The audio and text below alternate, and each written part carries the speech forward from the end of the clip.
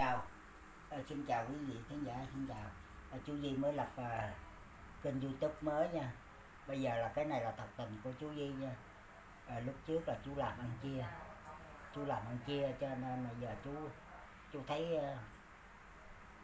người ta ăn hết rồi, chú làm nhiêu người ta ăn hết. Cho nên bây giờ chú nhờ có một đứa cháu giúp cho chú tạo cho chú một cái kênh mới.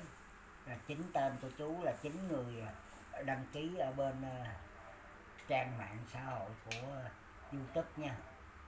Mong cô bác anh chị các em các cháu có xem chia sẻ giúp chú Duy nha, cho chú có một cái kênh thật tình của chú. Nếu mà chú có mất thì con cô chú nó tiếp tục cái chương trình của chú để nó quay cho quý khán giả, quý cô bác anh chị mến thương chú Duy nha. Ai Di Đà Phật, chú cảm ơn nhiều.